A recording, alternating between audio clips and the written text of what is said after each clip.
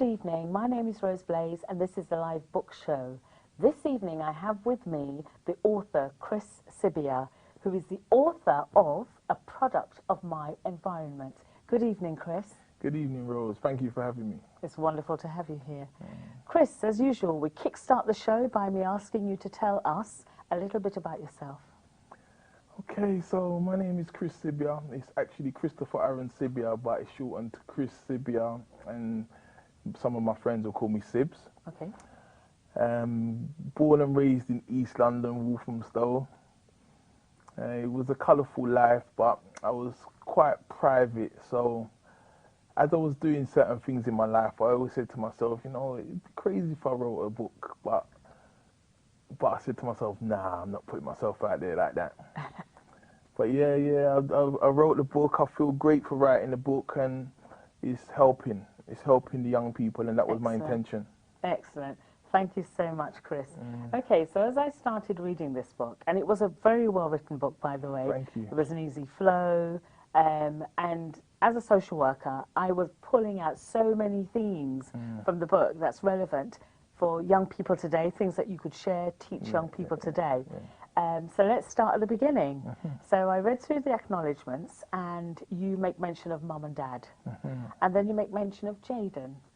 So could you tell me a little bit about him? So Caden is my inspiration for. That's okay. Caden's my inspiration for writing the book. He was premature. He was born 3 months early. He weighed 660 grams, and it was a very emotional time when he was born. When he was actually born, the doctor said that he was dead. When he wasn't, it was an Indian doctor. There was a black midwife there. She said, no, he's not dead, we're going to try. So they tried with my son, and he lived. To resuscitate? No, he was alive. His kidneys wasn't developed properly. Okay. And that's the reason why he did die in the end. But he lived for a month. And in that time, I read a book called A Piece of Cake by Cupcake Brown. And it was my girlfriend at the time, Caden's mum, who was reading the book. And I initially picked up the book to tell her, like, why do you waste your time reading books like this? You should read books that teach you something. She said, I like to read biographies and autobiographies. I said, okay. So I picked it up to really tell her all the reasons why she shouldn't waste her time reading these books. But I was engrossed in the book from I started reading it myself. And as I went to the hospital each day to see my son, I would read this book. And when the little man was sleeping, I would read this book. And towards the end, about 3/4 of the way through, I wondered, how am I actually reading this woman's book? It was so terrible. So the day my son did finally die, it was the same day I finished reading the book. And I said to myself, you know what? If she can, I was thinking about writing a book at that point, because I said to myself, if she can write a book, I must can write a book. But then the day after I buried my son, the police caught up with me. They took me to jail. So I decided that, you know what, it's like I'm getting a message right now. I need to tell my story. I need to write my book. So I started writing it then. Excellent, excellent. Okay. So I was reading further on in the book, and you mentioned your brother. And throughout the book, you have this relationship, where you're in and out with your brother. He's at home, he's left, he's gone to live with a girlfriend, he's back. He's gone to live with another girlfriend, he's back. So just tell us a little bit about your relationship with your brother.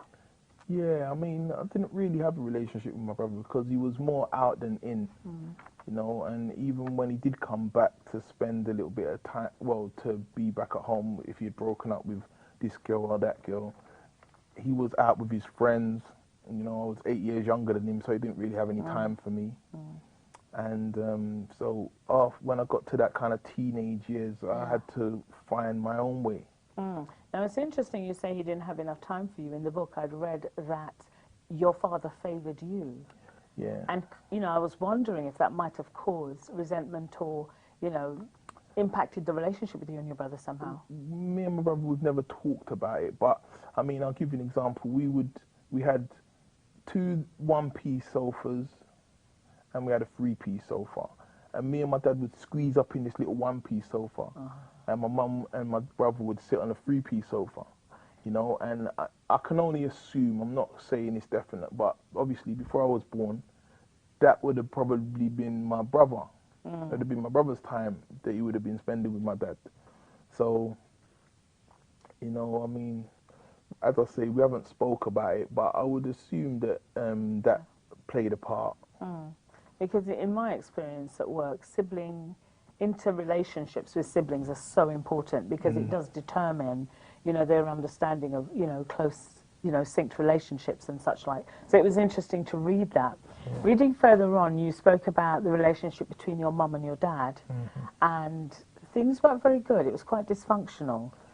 So I don't know if you want to speak about, more so the question I posed, which was, what did Dad's lifestyle and contribution to the family teach you about being a man? Well, he didn't really teach me much because I mean they divorced when I was 8 years old. So other than him teaching me how to ride a bike, and he would take me some places he would go to, but it's very limited memories I have now, you know. But yeah, he didn't teach me much about being a man or being in a relationship with a woman.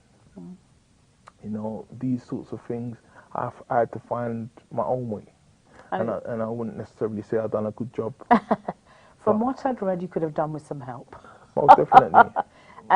Because in the book you speak about, you know, there was domestic violence between your parents and, you know, then them getting divorced. Dad being very upset about that, I remember this, to the point where he was considering an overdose.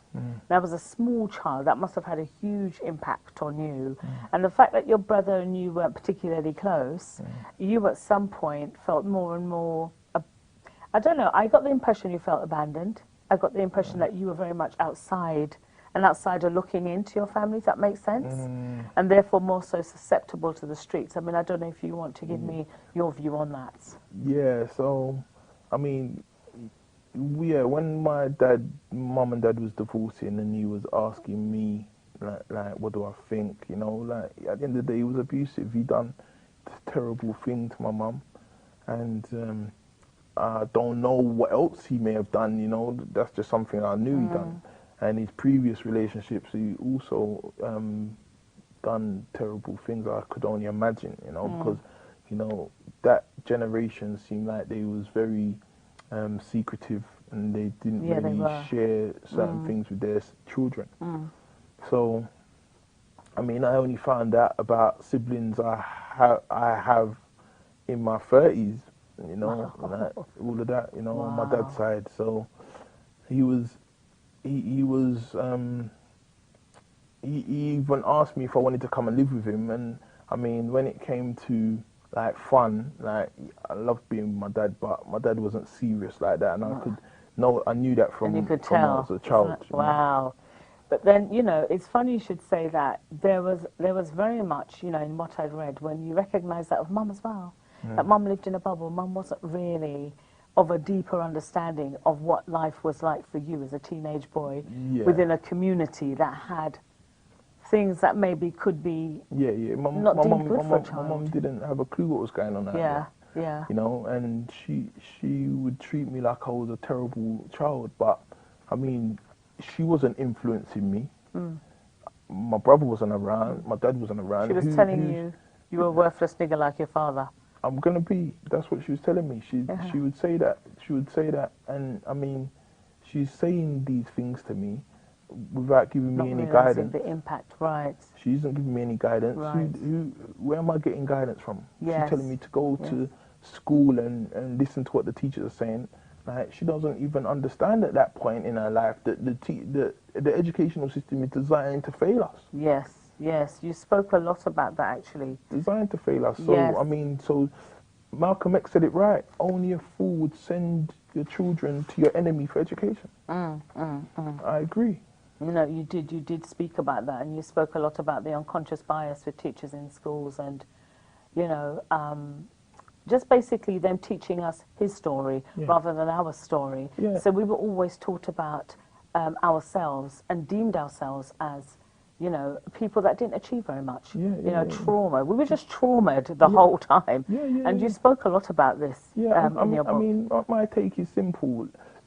When we had skinheads, we had what were the other guys? We had racist groups back in the day, Yeah. mods or whatever they Yeah, was called. yeah, Yeah. yeah. Now, when these racists grew their hair, did that mean that they stopped believing what they believed? I don't think they did. No. And we have to then assume that they then became our teachers, doctors, police, lawyers, and Yeah. everything in the middle. So let's just say we've got a few racist teachers in school. You imagine how many children those racist teachers are going to affect. And not being Hundreds. able to actually speak it. And not being able to speak it. We Yeah, as say what's children actually happening. are going to these people for education, and they have racist agendas to put their foot on our neck, basically. You know? Right. So at what point would you say you really began to understand our history and that we had great kings and queens? At what age? Not until very late in life. I mean, I started reading when I was 28. Right, okay. Very late in life, you know. And I realized in my 30s that if I had started reading and understanding the importance of reading at a much earlier age, my life would have been totally different. Been very different. So, and I also acknowledge that the young people like myself in school, we didn't have books that we could relate to. We didn't have books that, you know, reflected Could see ourselves reflected positively. Yeah, or maybe not even positively, just our stories. We Yes. didn't have things that we could look at and reminisce on and say, oh wow, I know that area, or oh this, you know, something. We was reading Shakespeare and Yes. nonsense that doesn't that You couldn't identify we with. couldn't identify Right, with it, okay. you know. It wasn't urban culture, was it? Yeah, so when I decided to write my book, I wrote my book with that in mind. Yes. I wanted the young people reading it to be able to relate in certain aspects and to laugh about certain things, Yeah. to learn certain things, to further their education in certain ways, you know. So that was my intention in my son's memory to write my book. Wonderful. So after I learned how to write, then I decided that I should help other people tell their stories. No, absolutely. Because a lot of stories are going to go untold if someone like myself doesn't help. Like you, Chris, I mean, I wrote a book, as a lot of my viewers will know, called Truthingdom, listen to me, called Truthingdom, The Conception and the Revelation. And again, it's based in urban London, Okay, about yes. modern issues. Yes, Do you know yes, what I yes, mean? yes, So you've also gone on to talk about from, you know, being in a traumatized state and that being further induced by the education that we're getting. Yeah, yeah. You spoke about from school to prison. So I wanted you to elaborate on that for me as well. Yeah, so what I've noticed in educating myself further and being part of some other key organisations within our community, it seems like the school system, well, this is what I initially thought, the school system is like a training camp for prison. And now, as a youth facilitator going into schools, I'm seeing that's exactly what it is. That some of the, I mean, you're not allowed to, they're trying to implement, not allowed to run in the corridor, you know, if you misbehave, you get put in isolation, you've got to stand and look at a fence, you know, like, you know, I mean, these things are ridiculous. Yeah, I hear that. Yeah, so, yeah, and moving slightly away from that theme, because I want to go back to an ideal by way of rites of passage, for example. As you were growing up, you said earlier you didn't really have the examples. You didn't really, you know, your older brother wasn't there to teach you the way forward. Your dad wasn't there to be a man, to show you how to be a man. And you were getting yourself into all sorts of trouble in the community.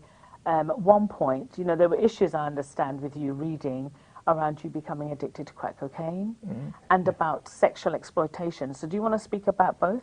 Thankfully, I was never addicted. It was it was something that I did try, Yeah. and I tried it. My friends was smoking as well, and it was around the time when it was made to appear cool to be smoking crack, you know, and thankfully my take on it simply is this: if I was addicted to nicotine, which I personally think is the gateway drug, Yeah. I would have been addicted to crack, I agree. because I personally believe that nicotine is what people are really addicted to, and then everything else is improving the taste Right. of the Okay. nicotine. Interesting. You know, Interesting perspective. ash improves the taste a little bit more. It gives it a little flavour. Weed a little bit more. Skunk a little bit more, and crack tastes like sweets when you're smoking. So if you're addicted to nicotine, and then you smoke crack, you can definitely see why people would carry on smoking it, and then the effects are devastating quickly. Because as teenagers, people are impressionable, aren't they? Yeah, They're going to want to try and explore new things, Yeah. which, takes us to your sexual exploits. Yeah. So again, you were having sex very young. Yeah. You were kind of a bit, what's the word, where you just have multiple, one night stands with people. Yeah. And at what point did you then think to yourself, I need to develop my moral code. I need to, take a different stance on interpersonal relationships in that way. Yeah, I mean, finding myself again. I wouldn't really say I had the best role models or the guidance. So I can't really say that I've seen many happy relationships, and that's kind of really where my Desire to find love, maybe? I don't want to put words in your mouth. But most definitely. I mean, I guess you could say that it starts with the love from mummy. If you don't feel it at home, then you might just look for it elsewhere, And I definitely could say I felt like that. I mean, me and my mum's relationship has got a lot better over the years. So I mean, we're trying, and this is what I want to tell young people. We definitely have to, or parents as well. Parents, you have to take time with your children. You can't assume that they know certain things, or you're expecting them to act a certain way. If you don't guide them, if you don't direct them, if you don't show them why, and the pitfalls if they don't.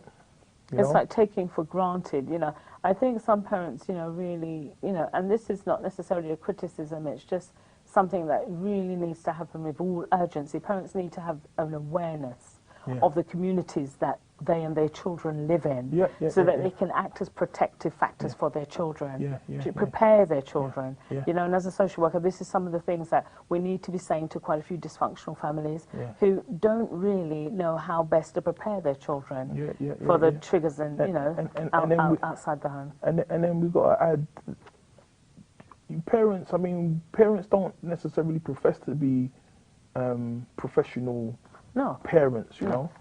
So we can't fault some parents for the way they do their thing, But what I have noticed in my writing, social services has been failing our young people for years. Okay. So I have definitely noticed that, and the system does profess to be professionals. So, I mean, I've got 5 books, 5 different stories that have all had involvement in social services. And the stories have just been terrible after that. So that's something that I'm definitely going to be writing about in the future as well. And I think that would be very helpful. I mean, I've had to say, as a black social worker in the community, being reflected in with the families I've worked with has always been tremendously helpful. Most definitely. Yeah, in terms of the children being able to connect, the parents being able to identify, me understanding their culture, me understanding, where they're coming from, me understanding their fears and their aspirations, everything. I'm able to then help them more effectively, especially Most by way of definitely. assessment. Most definitely. So, yeah. And when you said you've been in the business for 30 years. Yeah, yeah. So when you started, would you say there was a lot of black social workers? There wasn't as many, no. Well, this and this is the problem. Yeah. A lot of back then, a lot of young people were being pigeonholed, and you had white social workers dealing with the issues, and they couldn't understand, they couldn't relate. And So- we were coming out of an era where, I'm sorry to cut you, Yeah. Chris, but we were coming out of an era where there was a lot of black children placed with white families. And Paul Boateng, Yeah. the politician at the Yeah. time, was desperately trying to prevent, wanting to encourage same-race placements. Yes, Yeah. yes. It's very important. Yeah, you know? it is. Yeah. Yeah, definitely. So, in essence, like I said, the book was a very good starter point to talk about, how best perhaps we need to be working together, you as a social advocate and perhaps me as a social worker, to working with parents in our community to best prepare our children for, what happens outside in terms of looking at professionals in social welfare field and how the children will identify with those. So we're talking about what we call PAs, they're like personal facilitators for children post 16. We have the social worker, we have police officers, we have advocates. So it's really important that our children understand more about the system once they get involved. So I know this is something you're doing a lot about. But just going back to the book very, very quickly and then moving on, there were some reflective questions I wanted to ask you because, again, as we said about these books, which you're going to talk to us a bit about later, it's about understanding the messages in these books and what it is that you want the children to learn. Primarily, even in the book I'd written, Truthingdom, it was about read the book in order so you know not to make the same mistake. Read the book so you know actually I can surpass that and just go and do the good stuff. I'd ask you, on reflection, at 11 years old, what life experience would have made a difference for the better at 11, having written your book? Yeah, definitely more involvement with my dad. I understand why my mum and dad couldn't be together. But me as a boy child, I needed my dad. I needed my dad to put his foot down and make sure that my brother was more supportive as a big brother. I needed that relationship between us. I mean, I can't remember me, myself, my dad and my brother doing anything together.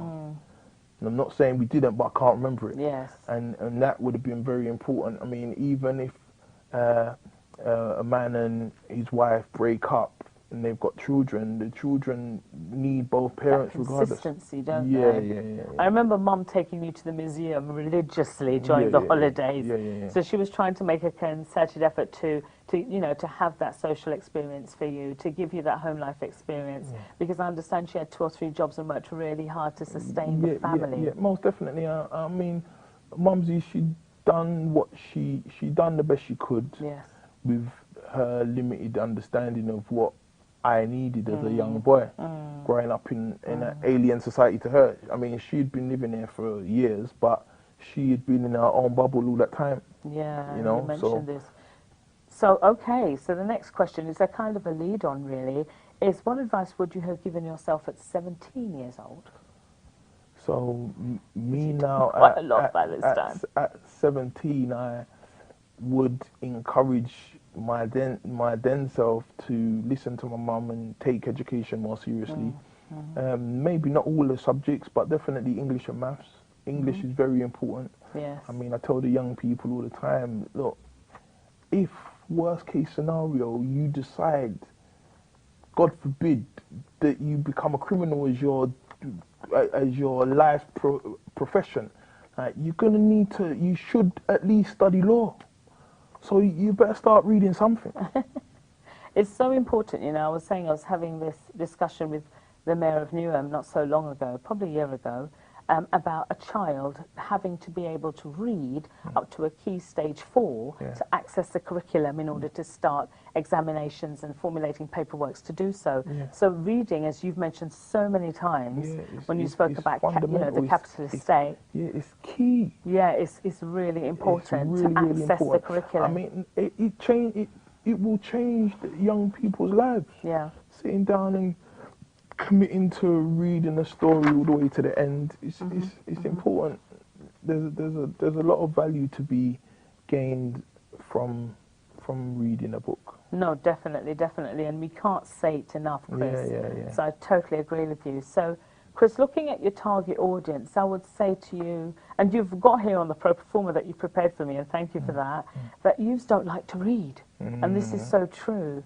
But it's really important for us to encourage them to, you know, see the value and importance of education. So this is the reason why I wrote.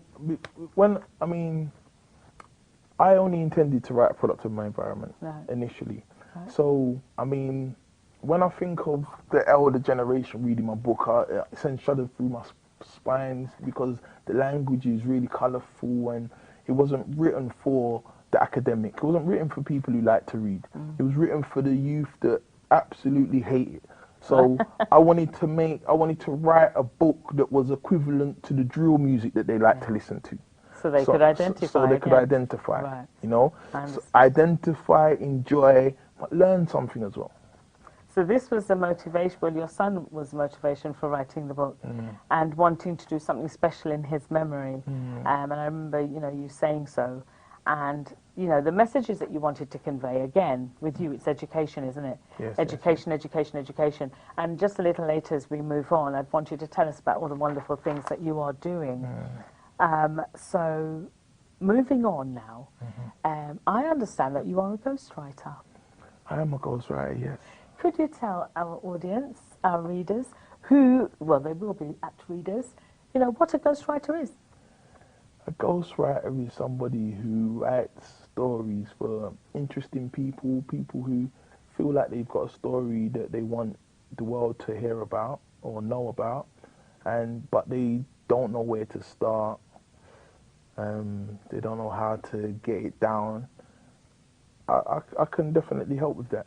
Thinking about the themes around ghostwriting, for example, you could be talking about the Windrush era and bringing it to the present day. You could be talking about music and how we've developed as a people through music, you know, in Britain. You could be talking about you know, the modern day state of our communities and how drugs and whatever else has impacted our youth. So in terms of, as a ghostwriter now, what is your thinking in terms of agreeing to write a book for somebody with the ideal of educating the youth? What's the thinking? Yeah, so first and foremost, when I sit down and I have a word with a person, I ask them what their motive is for writing the book. You know, because I tell all sorts of guys, because I speak to all kind of guys, and I'm saying, if your story is not one to help the next generation, then I can't help you. Right. You know, like for me, it's got to be about building our community. You know, the young people need all the help we can give them right now. And if you're going to talk about, I was a bad boy, I'm still a bad boy, I'm still a bad boy, someone else is going to need to write that book for you. Wonderful. It's not me. No. This is in my in my son's memory. Yes. It's got everything I do has got to be positive and helpful and useful. And I mean, I'm a Marcus Garvey fan. Yeah. And you know, it's nation building and nothing else matters. Excellent, excellent. And again, the reason why I say that was wonderful, in the instance that you've actually got a theme to follow in terms of just thinking ahead about how we can gift the next generation, build the next generation. So as a ghostwriter now, I'm going to turn my attentions to the books that you've written for other authors. And just to tell me a little bit about each of the authors, for example, give me a 1-minute presentation in terms of what the book is about, and then the messages that they wanted to convey. I don't know who you'd like to start with. I'll start with Reggie Stepper, as that was the first book that I released after A Product of My Environment. So he was one of my elders growing up as a youngster. I always had love for Reggie. And when I decided that I'm going to now help other people tell their stories, I approached him first. I said, Reggie, I think your story would be funny, it'd be useful. Yeah. You should let me help you. And first we said no. Reluctant. Yeah, he was very reluctant. But I basically convinced him when I talked about his retirement plan. Does he have a retirement plan? No, he doesn't have a retirement plan. So I suggested that the books would be a good way to create something lasting and, you know, be messages for the young people. And good Able messages to- for the yeah, young people. You be an could also example. build from it through programs and other things, Yes. talks and stuff. Yes. You know, you can be useful. So I managed to convince him. His book is about his life. His life was good until his mum passed. He started going off the rails, drinking a lot. His dad saw that and decided that he was going to send him away to Ghana for a while to become a boy soldier.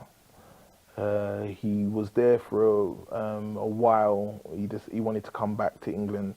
He came back to England when we was in the acid phase, and 1970s, 80s. what music, jungle and that sort of Right, thing, yeah. and Yeah. a lot of pills Ecstasy. and stuff, ecstasy. Yeah, so he started selling drugs. Wow. And then as the drugs game progressed, a lot of people needed weapons. They wanted guns. So with his experience as a boy soldier, he had learnt about guns, how to fix them, how to clean them, etc. And this is what he found himself doing for a lot of the guys in our community. So that's a little bit about Reggie's story. And just to interject there to say that thinking about Reggie, he's gone over to Ghana, he's gone into the army, he's come back to England and hasn't really had that opportunity to re-engage with what would be, you know, regular society, you know, and again, not wanting to make excuses, but again, it's constantly about us trying to understand what has happened, what went wrong, so that we can teach those, you know, coming up, why this may have happened, Not to make the same and not mistakes. to make the same mistakes. Yes. Okay, wonderful. It's fundamental, it's key. Yeah. And then we move on to Mark Tugwell, The Lie That Made Me. Yes. So that book came about when I was trying to convince another one of my friends and elders to tell his story. He was telling me no, because a lot of the things he had done in his life, his mum didn't know, his children didn't know. He didn't want to surprise his family in that sort of way, so he refused point blank. But he got a phone call from Mark as we was talking about it. He said, look, I ain't telling my story, but if he tells his story, it'll be a serious one as well. So we got talking. Mark, he spent 23 years in jail over several sentences.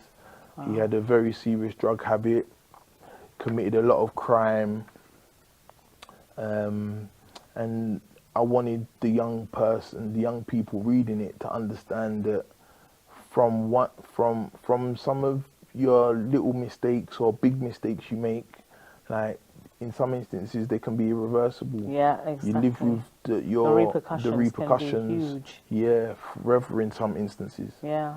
You know, so his book is very powerful for the I want to be a rude boy type young person. You know, like you don't want the lifestyle that he lived. Yeah. You don't want to be in your 50s coming out with virtually nothing. Your children can't respect you because you haven't put in the time. Yes, or the emotion that they needed when they needed it. You wasn't there. So building the respect now is difficult because you haven't engaged with your age group throughout the years because you've spent so much time in jail. So you now don't know what emotional content your children need. Or your peers. Or your peers. Or your partners. Or your partners. And there's something to be said as well about his reintegration back into the community, into society. Exactly. Everything's moving so much faster than it was when he left. And this is what happens. A lot of people, they spend so much time in jail. It's so weird for them when they come out, they can't cope. And they reoffend and they go back to jail because now they're systemized. They understand the system. Institutionalized. Yes. And they understand how it works in there and that they're comfortable with that now. So their lives are wrecked. Yeah. And their families' lives are impacted in such a way that causes a lot of damage. I mean, the ripple effects Yeah, huge. down to the children is huge. It's huge. Okay, now we don't have Bernie Brightly's book here, No. but do you want to speak a little bit Most about definitely. Bernie Brightly's my business partner. Yeah. He brings the mature element of the London's finest distribution, which is the publishing house, to the table. Can you say that again for us? He brings the mature element of London's finest, which is finest. London's finest distribution. That's the publishing house. Thank you. To the table. He, through his lifestyle, he got to know a lot of the popular names of his generation, being middle 60s, young 60s. Yes. First generation Black British. Yes. He also wrote a book in the beginning, and it kind of talks about his experiences as a first generation Black British from Jamaican parents, growing up in racist Britain, all of the negative experience he faced with the Teddy Boys and the skinheads, and the mods, the cultural aspect of growing up as a young Black boy from Jamaican parents, what he experienced from Jamaican parents, and you know, his lifestyle. He's also, because he was security, so he got to know a lot of the bad boys, so to speak, of his time. He knows a lot about that historical aspect of our community. So when we talk and when he shares some of his information, it helps, brings more dimension, more of a foundation to a lot of what I write. And it's good that you're saying that, because my parents, I suppose I would consider myself then a first generation, as my parents came from, you know, the West Indies.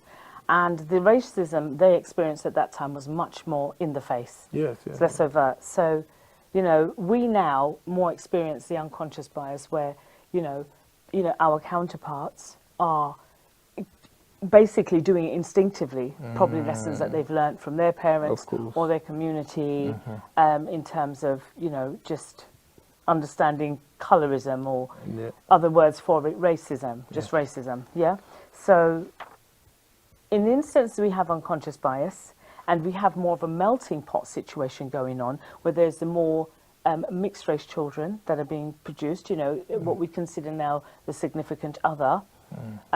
There is probably less of it now, but again, what would be lovely would be the generation after us, like yourselves, for example, writing about your experience now, which is what you've done. So we need more people writing about the experience of the first and second and Windrush generation. So we're now beginning to understand more about that curvature, that that projection. Most definitely, and I've got and quite how a it's few of impacted those. us as a people. I've got quite a few of those stories coming soon. Excellent. Excellent. Most definitely. And as through I the say, publishing house. As I say, with every book that I release, I sprinkle gems in there wherever I possibly can.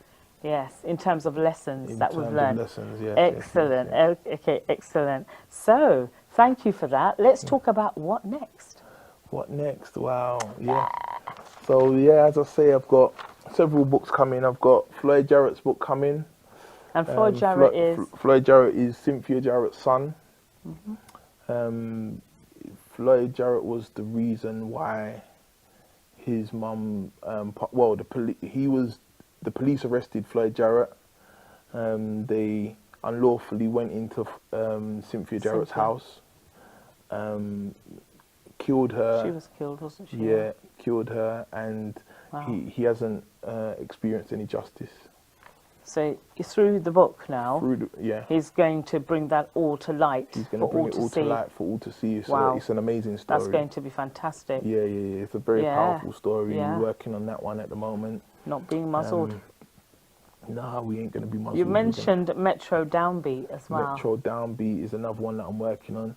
Right. The newspapers call him the Lord of the Sound System. Right. He was the first person to bring a sound to England. Right. Okay. He would break a lot of the Jamaican artists who a lot of people didn't know about.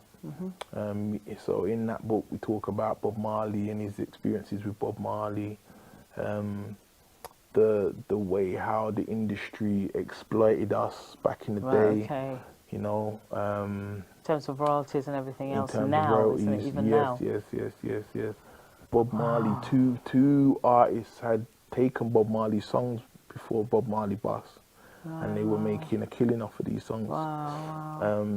Lee Scratch Perry, and Metro was involved with all of these people. When, for example, when Bob Marley used to come to this country before he bust, he was staying late in Queen Towers with his auntie.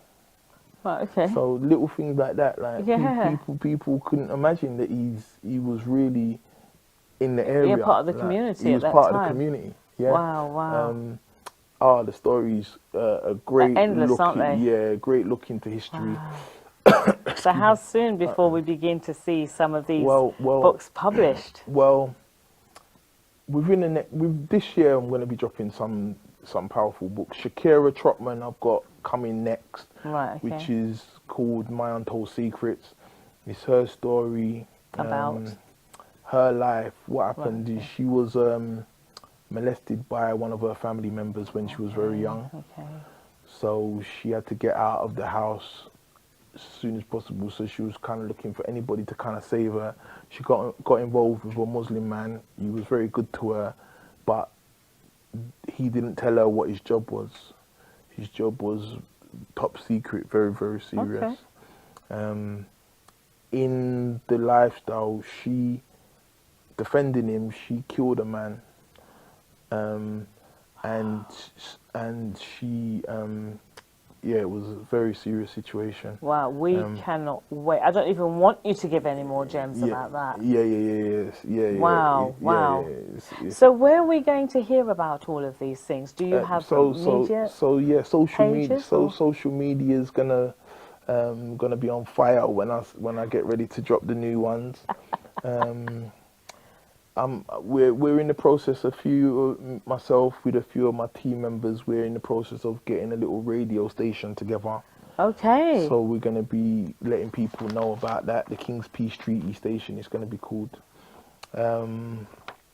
What else is there? I mean, we've got what's it called? The King's Peace Treaty radio station.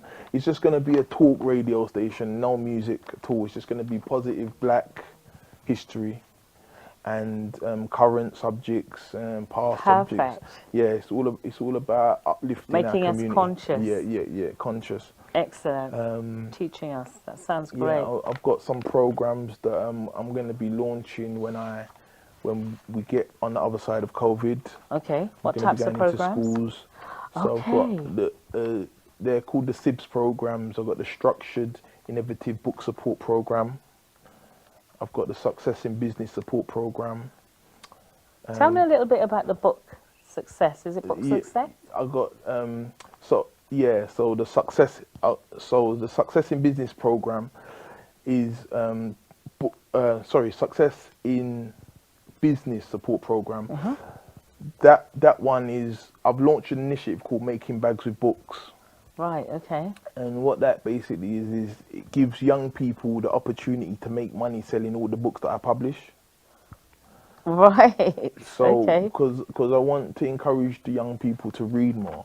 If they can associate making money with these books, then sooner or later they might read them. Okay, so let me see that practically, Chris. Yeah. So would they be then selling these books to their friends? So they'd be distributors? Their friends, to their parents. Distributors. They'll be distributors. Oh, bless them. Yeah. So they'd understand in which part of the business they would be involved in. Right, and these skills that they're going to learn in selling the books are transferable skills. Oh, because absolutely. what we're trying to do is That sounds great. We're trying to encourage entrepreneurship and value creation within our young people, So what we're going to teach them is how to create a product and then go out and sell it. Yeah, advertising, marketing. All of that. We need to teach the young people how to provide people with goods and services that they need, they want, or they love. Right. And it's encouraging children, like you say, to read. It's them encouraging and being the front. Yeah. to sell books to other children. Yes. So it's it's creating another culture of sorts. Yeah. That sounds fantastic. That sounds fantastic, Chris. So you mentioned one other program, because I know we have to wrap up now, but you mentioned one other program that you're doing. I've actually got 4. Well, go ahead. Tell us about them. So I've got the sensitive issue and behavioural support program as well. So that one there, I just want to get into the schools and basically show the young people why they need to fix their behaviour, why they need to respect their parents, why they need to know how to conduct themselves. Because at the end of the day, we're living in a hostile environment. Our children want to know more about that, Chris. Are living in a hostile environment, so yes, and I hear you. But myself, and I know my viewers would definitely, want to know more about how you plan to initiate that, how you plan to, how you plan to do this practically. I realised that with my experiences, I've basically become a program within myself, in a sense where I know the direction our young people need to go. I know the direction that they're going right now. Right. And me and my team, we need to get into where they're trying to go and redirect them back on course. So we're going to give them the tools they need to make the right decisions. Sounds fantastic. So that was one. So the making bags with books. That's Success in Business support program. Right. Yeah. The sensitive issue and behavioural support. That's 2. More. I've got the structured and innovative book support program. So then I'm gonna give the young people tools and tips on how to read more effectively, because reading takes practice. And I mean, I realized it myself. When young people don't understand the importance of reading, and then they're forced to read something they don't even like, and then they haven't got comprehension of certain key words within a paragraph, it's not, by the time they finish reading the page, if they don't understand certain key words in each paragraph, then nothing in that page they're going to remember. So if they don't remember that page, and then they turn over and they read the next page and they don't remember anything they read in that page, it's not going to take too many pages before they decide that they ain't reading no more. Okay, so which age group are you looking? I'm looking to engage with from 11 all the way up. 11? With regards to the importance of reading. College as well. Have you got books in mind for this, Chris? Because we have authors that we've had on the show. It might be that there are authors that you're currently working with, or even authors like myself who would want to support you in that program. Yeah, most definitely. How would that work? How might that work? I mean, everyone who wants to support, there's a place for everybody who wants to support. I'm just in the process of formulating my charity as well. Okay. So yeah, there's definitely a lot going on. And the last, because we could extend on every single one. You had a fourth program. Okay, so we got the sensitive issue and behavioural support. I'm getting old as well. I probably don't remember. I should have. Even if you know what it's about, can you tell me what the fourth one is about? Any ideas? And if not, I can't. You know what, Chris? That's fine. Yeah. Because what myself and the audience are getting an understanding of is that you're beginning to formulate practical interventions in schools to impact our children, to enable and support them with reading, because this is actually a national problem. Young people not reading, illiteracy is a problem. It's a problem. So you are bringing something in that's fantastic. Please. I've also got, with a few of my team, a flyer coming out. It's basically it's like a little pamphlet that we're going to be creating and giving out to the young people, how to navigate the hostile school environment. So it's like little key gems that young people can read and remember to make them go through their school experience without getting into unnecessary trouble. Yeah. We could So- talk endlessly, Chris. Yeah. I thank you so much for that, because I'm conscious time has finally caught up with us. But thank you so much for being you. on the show, Thank you for having Chris. me. And I Thank want you for people having to me, look out Rose. for you. So can you give us at least one media page where somebody can find you? Yeah, so my Instagram is Londons with an S _ authors _ United. So I'm trying to bring all the authors together. Yes. And I'm definitely going to join and support. I want to do that. And I think great. that anyone who has the skill sets to support this program as part of the undercurrent, you know, the wanting and needing to support and develop our community should be getting on board. So thank you for introducing me to this program. Thank you for coming on the show. Thank you for having me, Rose. No problem. It's been a pleasure. It's been lovely. Oh, thank you. And audience, again, thank you for joining us for another edition of The Live Book Show.